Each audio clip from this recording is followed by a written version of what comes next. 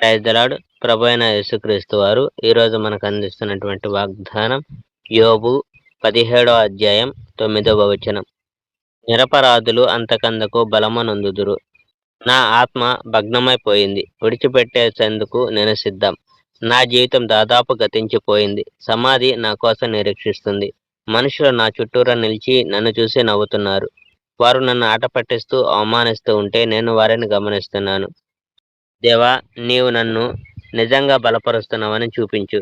మరి ఎవరు నన్ను బలపరచరు. నా స్నేహితుల మనస్సులను నీవు బంధించేశావు కనుక వారు నన్ను అర్థం చేసుకోరు. దయచేసి వారిని జయించనీయకు. ఒకడు తన సొంత పిల్లలను నిర్లక్ష్యం చేసి తన స్నేహితులకు సహాయం చేస్తాడు అని ప్రజలు చెప్తారని నీకు తెలుసా? కానీ ఇప్పుడు నా స్నేహితులే నాకు విరోధమయ్యారు. దేవుడు నా పేరును ప్రతి ఒక్కరికి ఒక చెడ్డ పదంగా చేశాడు.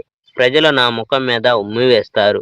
నేను చాలా బాధపడుతూ చాలా విచారంగా ఉన్నాను కనుక నా కన్నులు దాదాపు గుడ్డివి అయిపోయాయి. నా మొత్తం శరీరం ఒక నీడలా చాలా సన్నం అయ్యింది. మంచి మనుషులు దీని విషయమై కలవరపడుతున్నారు. దేవుని గురించి లక్ష్య పెట్టని ప్రజల విషయమై నిర్దోషులు కలవరపడుతున్నారు. కానీ నీతిమంతులు వాళ్ళు పద్ధతుల్ని చేపడతారు. నిర్దోషులు మరింత బలవంతులవుతారు.